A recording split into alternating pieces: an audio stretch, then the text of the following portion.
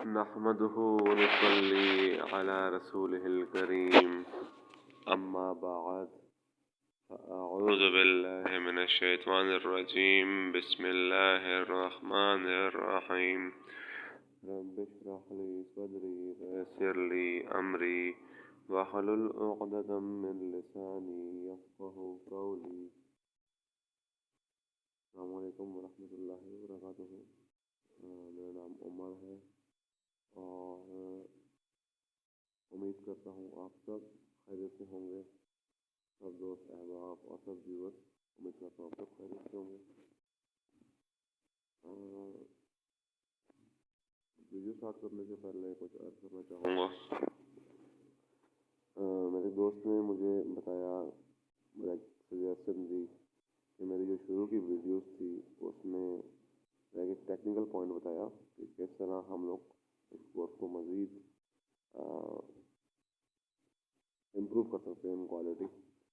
تو جیسے اب ہم لوگ ویو کر رہے ہیں لینڈسکیپ موڈ میں، تو اس سے تھوڑا آپ کو بھی اسکرین پہ بہتر ویو آتا ہے آیت کا، ترجمے کا، تفسیر کا۔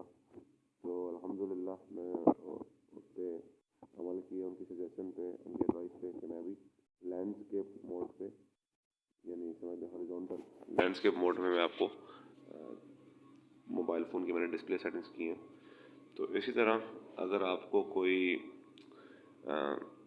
پوائنٹ نظر آتا ہے کہ جو آپ مجھے بتائیں، کہیں مجھ سے اگر مسٹیک ہو رہی ہو یا کوئی ایسا پوائنٹ جو آپ سمجھتے ہوں کہ اس کورس کو بہتر بنانے کے لیے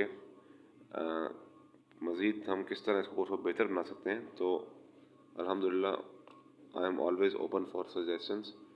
تو آپ لوگ بتائیے گا انشاءاللہ، اور اس کورس کا آپ بھی حصہ بنیں گے۔ دوسرا یہ تھا کہ میرے بہت ہی قریبی، بہت ہی اچھے دوست ہیں، ایک الحمدللہ مفتی صاحب ہیں، ان کے بھائی فوت ہو گئے ہیں پچھلے ہفتے، مجھے کل خبر ملی۔ تو آپ سب سے ریکویسٹ ہے، آپ سب سے درخواست ہے کہ ان کے لیے آپ لوگ خاص دعا کیجیے گا کہ اللہ پاک ان کی مغفرت فرمائے، ان کے درجات بلند کرے اور ان کو جنت میں اعلیٰ مقام عطا فرمائے، آمین۔ گزشتہ ویڈیو میں ہم نے سورۃ البقرہ کی آیت نمبر 41 کا ترجمہ اور تفسیر پڑھی اور سمجھنے کی کوشش کی۔ آج انشاءاللہ ہم لوگ سورہ بقرہ کی آیت نمبر 42 سے کنٹینیو کرتے ہیں۔ شروع کرنے سے پہلے سب نیت کر لیتے ہیں کہ اللہ پاک جو علم ہم پڑھیں، اس علم کو صحیح سمجھنے کی توفیق عطا فرمائے اور اس کو اپنی لائف میں امپلیمنٹ کرنے کی توفیق عطا فرمائے، اور دوسروں تک اس علم کو پہنچانے کی توفیق عطا فرمائے، دعوت کا کام کرنے کی توفیق عطا فرمائے، آمین۔ تو سٹارٹ کرتے ہیں ہم۔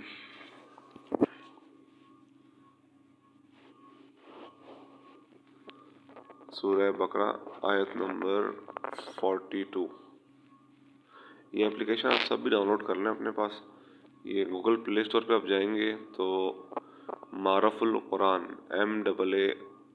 MAARIFULQURAN معرف القرآن جب آپ ٹائپ کریں گے تو معرف پھر اسپیس پھر پھر اسپیس پھر قرآن، تو آپ کو جو فرسٹ لنک ملے گا گوگل پلے اسٹور پہ، تو وہ آپ ڈاؤن لوڈ کر لیجیے گا تاکہ آپ بھی ساتھ ساتھ نوٹس بنانے میں بھی آپ کو آسانی ہو، کیونکہ جب ہم سب ایک ہی اپلیکیشن کو فالو کر رہے ہوں گے تو پھر سمجھنے میں بھی آسانی ہوگی اور ہم سب ایک پیج پہ ہوں گے۔ شروع کرتے ہیں ابھی۔ اعوذ باللہ من الشیطان الرجیم، بسم اللہ الرحمن الرحیم۔ وَلَا تَلْبِسُوا الْحَقَّ بِالْبَاطِلِ وَتَكْتُمُوا الْحَقَّ وَأَنْتُمْ تَعْلَمُونَ۔ وَلَا تَلْبِسُوا اور نہ ملاؤ، الحق حق، بالباطل باطل سے، وَتَكْتُمُوا اور نہ چھپاؤ، الحق حق، وَأَنْتُمْ جبکہ تم، وَأَنْتُمْ تم کو بولتے ہیں تو وَأَنْتُمْ جبکہ تم، تعلمون جانتے ہو۔ ترجمہ اس کا بنتا ہے، اور مت ملاؤ صحیح میں غلط، اور مت چھپاؤ سچ کو جان بوجھ کر۔ اور مت ملاؤ صحیح میں غلط، اور مت چھپاؤ سچ کو جان بوجھ کر۔ حق بات کو چھپانا یا اس میں خلط ملط کرنا حرام ہے۔ یہ بہت ہی ویورس بہت ہی سیریس ٹاپک ہے، بہت ہی، تو میں آپ سے ریکویسٹ کروں گا آپ ویسے تو آپ کو ہر ویڈیو ہی آپ غور سے سنیں، بٹ یہ ٹاپک بہت امپورٹنٹ ہے اور لائک ڈیلی لائف سے ریلیٹڈ ہے کہ اور مت ملاؤ صحیح میں غلط، اور مت چھپاؤ سچ کو جان بوجھ کر۔ تو حق بات کو چھپانا یا اس میں کچھ مکس کرنا، غلط ملط کرنا، اپنی خواہش کے مطابق، اپنی مرضی کے مطابق، یہ سب کرنا حرام ہے۔ آیت وَلَا تَلْبِسُوا الْحَقَّ بِالْبَاطِلِ۔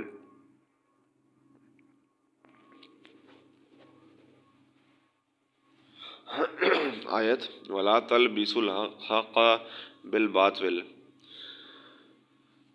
سے ثابت ہوا کہ حق بات کو غلط باتوں کے ساتھ گڈمٹ کر کے اس طرح پیش کرنا، گڈمٹ یعنی مکس کرنا، ملانا، گڈمٹ کر کے اس طرح پیش کرنا جس سے مخاطب مغالطہ میں پڑ جائے، جائز نہیں۔ یعنی جسے آپ مخاطب کر رہے ہیں وہ کنفیوز ہو جائے، یہ جائز نہیں ہے۔ اسی طرح کسی خوف یا طمع کی وجہ سے حق بات کا چھپانا بھی حرام ہے۔ مسئلہ واضح ہے، اس میں کسی تفصیل کی ضرورت نہیں۔ امام قرطبی نے اپنی تفسیر میں حق کو چھپانے سے پرہیز کرنے کا ایک اور واقعہ اور مفصل مکالمہ حضرت ابو حازم تابعی اور خلیفہ سلیمان بن عبد المالک کا نقل کیا ہے، جو بہت سے فوائد کی وجہ سے قابل ذکر ہے۔ حضرت ابو حازم تابعی سلیمان ابن عبد الملک کے دربار مسند دارمی میں سند کے ساتھ مذکور ہے کہ ایک مرتبہ سلیمان بن عبد الملک مدینہ طیبہ پہنچے اور چند روز قیام کیا تو لوگوں سے دریافت کیا کہ مدینہ طیبہ میں اب کوئی ایسا آدمی موجود ہے جس نے کسی صحابی کی صحبت پائی ہو۔ لوگوں نے بتلایا، ہاں ابو حازم ایسے شخص ہیں۔ سلیمان نے اپنا آدمی بھیج کر ان کو بلوا لیا۔ جب وہ تشریف لائے تو سلیمان نے کہا کہ اے ابو حازم، یہ کیا بے مروتی اور بے وفائی ہے؟ ابو حازم نے کہا، آپ نے میری کیا بے مروتی اور بے وفائی دیکھی ہے؟ سلیمان نے کہا کہ مدینہ کے سب مشہور لوگ مجھ سے ملنے آئے، آپ نہیں آئے۔ ابو حازم نے کہا، امیر المومنین، میں آپ کو اللہ کی پناہ میں دیتا ہوں اس سے کہ آپ کوئی ایسی بات کہیں جو واقعے کے خلاف ہے۔ آج سے پہلے نہ آپ مجھ سے واقف تھے اور نہ میں نے کبھی آپ کو دیکھا تھا۔ ایسے حالات میں خود ملاقات کے لیے آنے کا کوئی سوال ہی پیدا نہیں ہوتا، بے وفائی کیسی؟ سلیمان نے جواب سن کر ابن شہاب زہری اور حاضرین مجلس کی طرف التفات کیا تو امام زہری نے فرمایا کہ ابو حازم نے صحیح فرمایا، آپ نے غلطی کی۔ اس کے بعد سلیمان نے روئے سخن بدل کر کچھ سوالات شروع کیے اور کہا، اے ابو حازم، یہ کیا بات ہے کہ ہم موت سے گھبراتے ہیں؟ آپ نے فرمایا، وجہ یہ ہے کہ آپ نے اپنی آخرت کو ویران اور دنیا کو آباد کیا ہے، اس لیے آبادی سے ویرانے میں جانا پسند نہیں۔ سلیمان نے تسلیم کیا اور پوچھا کہ کل اللہ تعالیٰ کے سامنے حاضری کیسے ہوگی؟ یعنی آپ کل اللہ تعالیٰ کے سامنے کیسے حاضر ہوں گے روز محشر والے دن؟ فرمایا کہ نیک عمل کرنے والا تو اللہ تعالیٰ کے سامنے اس طرح جائے گا جیسا کوئی مسافر سفر سے واپس اپنے گھر والوں کے پاس جاتا ہے، اور برے عمل کرنے والا اس طرح پیش ہوگا جیسے کوئی بھاگا ہوا غلام پکڑ کر آقا کے پاس حاضر کیا جائے۔ یعنی کیا محشر والے دن مثال دی جا رہی ہے کہ محشر والے دن، قیامت والے دن اللہ کے سامنے جو نیک انسان ہوگا وہ ایسے پیش کیا جائے گا جیسے کوئی مسافر ہوتا ہے، وہ سفر کے بعد اپنے کام کاج کے بعد یا سفر کے بعد اپنے گھر والوں سے ملتا ہے، واپس جاتا ہے، اس طرح پیشی ہوتی ہے۔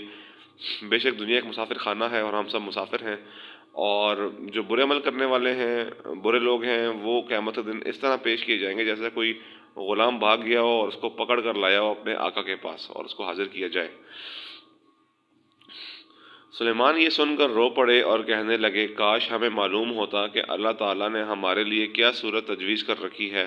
ابو حازم نے فرمایا کہ اپنے اعمال کو اللہ کی کتاب پر پیش کرو تو پتہ لگ جائے گا۔ سلیمان نے دریافت کیا کہ قرآن کی کس آیت سے یہ پتہ لگے گا؟ فرمایا اس آیت سے، ان الابرار لفی نعیم و ان الفجار لفی جحیم، یعنی بلا شبہ نیک عمل کرنے والے جنت کی نعمتوں میں ہیں اور نافرمان دوزخ میں ہوں گے۔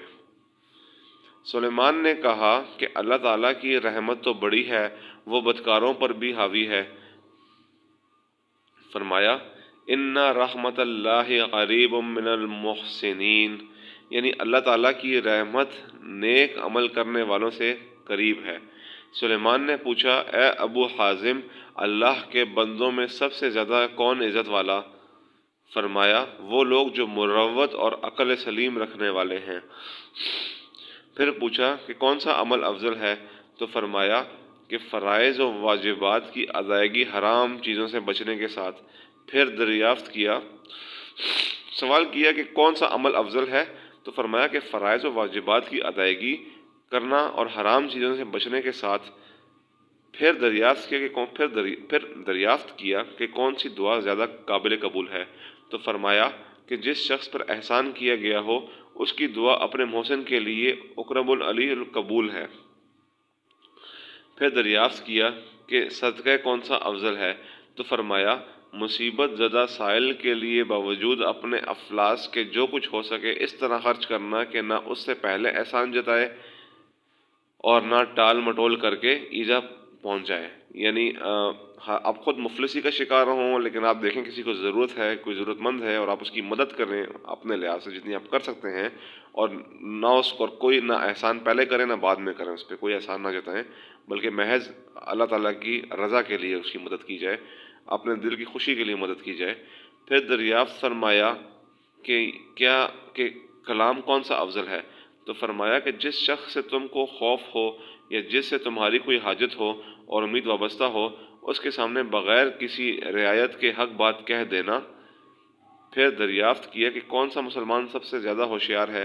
فرمایا وہ شخص جس نے اللہ تعالیٰ کی اطاعت کے تحت کام کیا ہو اور دوسروں کو بھی اس کی دعوت دی ہو۔ اور بے شک اللہ تعالیٰ کی اطاعت کرنا، رسول اکرم صلی اللہ علیہ وسلم کی اطاعت کرنا اللہ کی اطاعت کرنے کے برابر ہے۔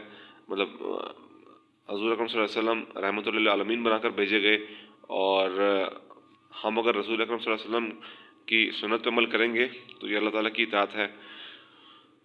اور اس کے لیے علم حاصل کرنا بہت ضروری ہے، کیونکہ جب علم ہوتا ہے انسان کے پاس تو ہی وہ صحیح غلط حلال حرام میں فرق کرنا جانتا ہے، تو اس سے بھی علم کی اہمیت ظاہر ہوتی ہے۔ پھر پوچھا کہ مسلمانوں میں کون شخص احمق ہے؟ فرمایا وہ آدمی جو اپنے کسی بھائی کی اس کے ظلم میں امداد کرے، جس کا حاصل یہ ہوگا کہ اس نے دوسرے کی دنیا درست کرنے کے لیے اپنا دین بیچ دیا۔ سلیمان نے کہا کہ صحیح فرمایا۔ اس کے بعد سلیمان نے اور واضح الفاظ میں دریافت کیا کہ ہمارے بارے میں آپ کی کیا رائے ہے؟ ابو حازم نے فرمایا کہ مجھے اس سوال سے معاف رکھیں تو بہتر ہے۔ سلیمان نے کہا کہ نہیں، آپ ضرور کوئی نصیحت کا کلمہ کہیں۔ ابو حازم نے فرمایا اے امیر المومنین، تمہارے آباء و اجداد نے بزور شمشیر لوگوں پر تسلط کیا اور زبردستی ان کی مرضی کے خلاف ان پر حکومت قائم کی اور بہت سے لوگوں کو قتل کیا، اور یہ سب کچھ کرنے کے بعد وہ اس دنیا سے رخصت ہو گئے۔ کاش آپ کو معلوم ہوتا کہ اب وہ مرنے کے بعد کیا کہتے ہیں اور ان کو کیا کہا جاتا ہے۔ حاشیہ نشینوں میں ایک شخص نے بادشاہ کے مزاج کے خلاف ابو حازم کی اس صاف گوئی کو سن کر کہا اے ابو حازم، تم نے یہ بہت بری بات کہی ہے۔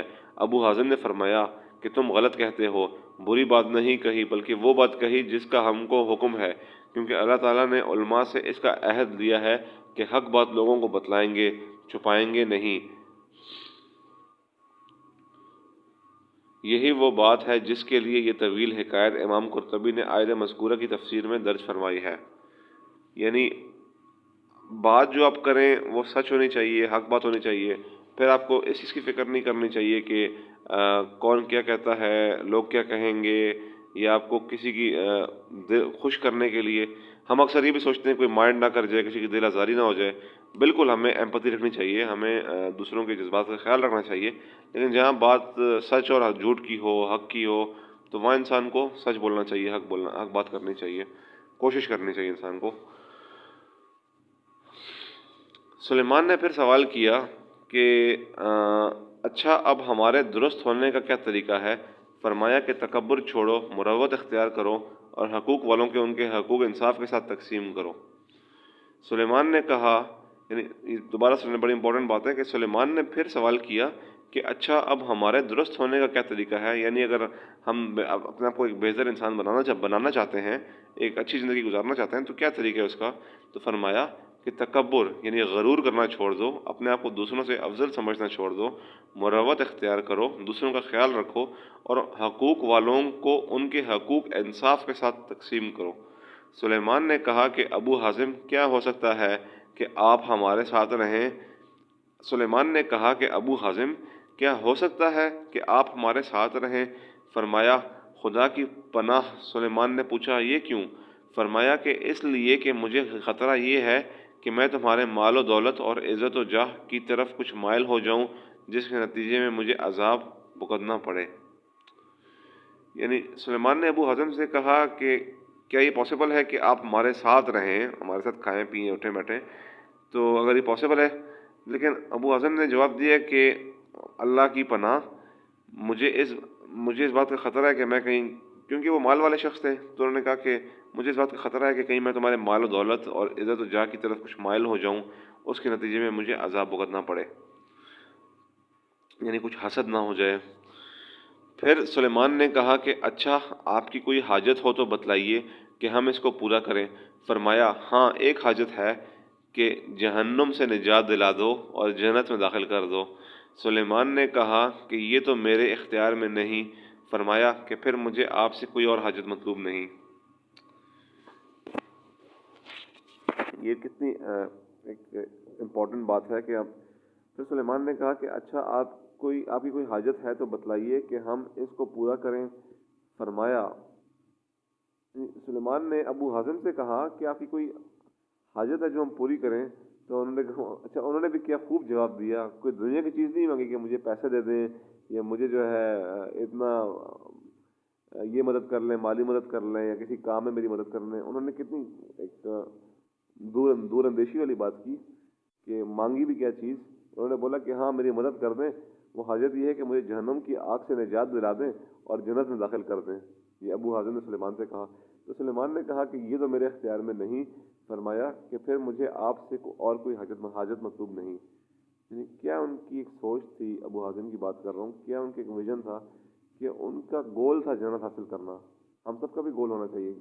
ظاہری بات ہے کہ قیامت کا ایک دن 50,000 سال کے برابر ہے، اور اب وہ فرما رہے ہیں کہ سلیمان نے کہا کہ یہ میرے لیے ممکن نہیں کہ آپ کو دوزخ کی آگ سے نکال دوں، کیونکہ اس کا فیصلہ بہرحال اللہ نے کرنا ہے.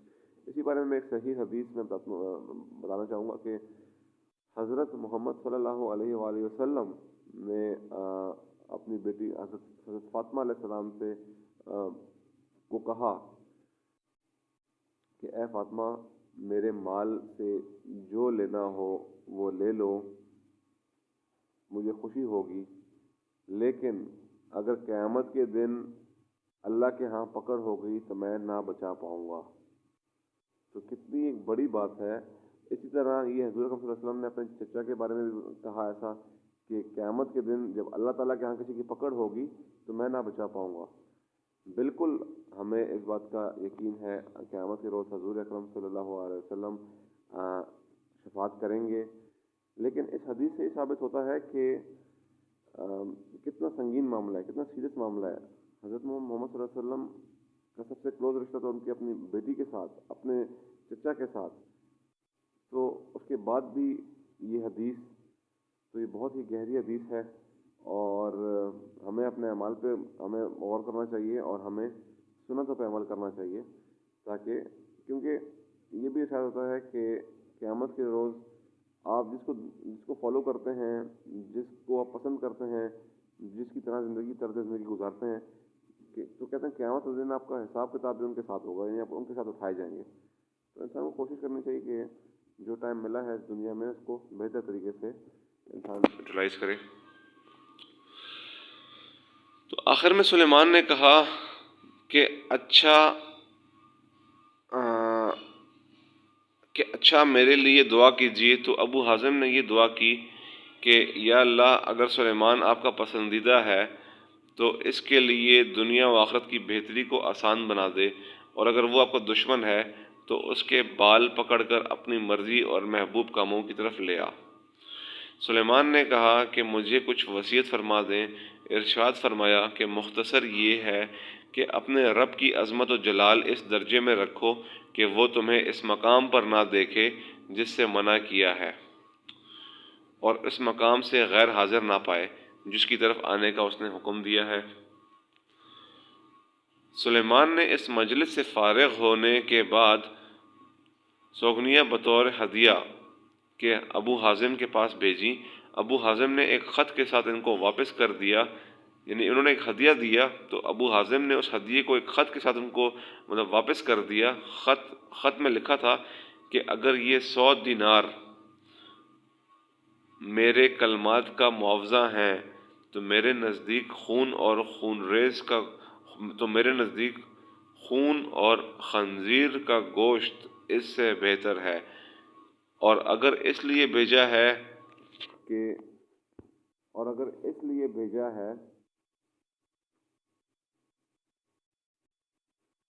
کہ بیت المال میں میرا حق ہے تو مجھ جیسے ہزاروں علماء اور دین کی خدمت کرنے والے ہیں، اگر سب کو آپ نے اتنا ہی دیا ہے تو میں بھی لے سکتا ہوں، ورنہ مجھے اس کی ضرورت نہیں.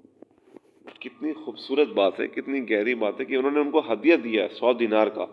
تو ابو حازم ان کو کہہ رہے ہیں کہ اگر تو یہ 100 دینار میرے کلمات کا معاوضہ ہے، یعنی جو میرا آپ سے کلمات ادا کیے، میں نے آپ سے بات کی، اس کا معاوضہ ہے، تو میرے نزدیک خون اور خنزیر کا گوشت اس سے بہتر ہے، اور اگر اس لیے بھیجا ہے کہ بیت المال میں میرا حق ہے تو مجھ جیسے ہزاروں علماء اور دین کی خدمت کرنے والے ہیں، اگر سب کو اتنا ہی دے دیا ہے تو میں بھی لے سکتا ہوں، ورنہ مجھے اس کی ضرورت نہیں.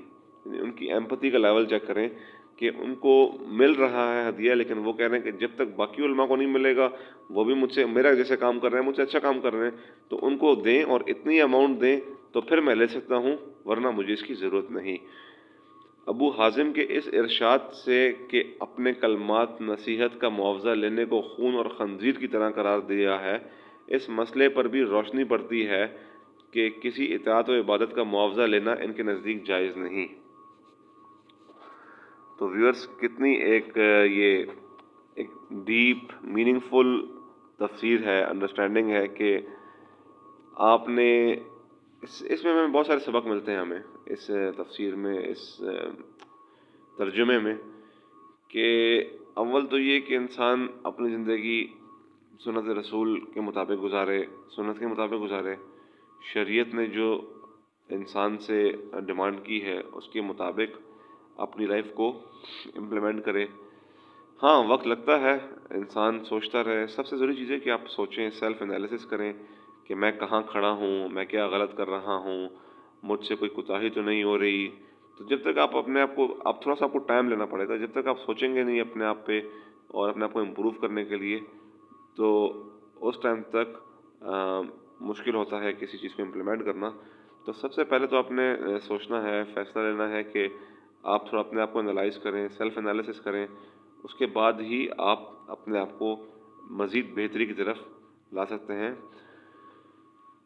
اور اس میں ہمیں اس بات کا بھی حکم ملتا ہے کہ سچ بات بولیں، کسی کو خوش کرنے کے لیے اس میں جھوٹ نہ ملائیں اور حق بات کرنی چاہیے. تو اللہ پاک سے دعا ہے کہ ہم سے اگر کوئی سمجھنے میں، پڑھنے میں کوئی غلطی ہوئی تو اللہ معاف کرے، اور اللہ پاک ہمیں اس علم کو صحیح علم سمجھنے کی توفیق عطا فرمائے، صحیح علم حاصل کرنے کی توفیق عطا فرمائے. اور علم کا فائدہ صرف اس ٹائم ہوتا ہے جب اس پہ عمل کیا جائے.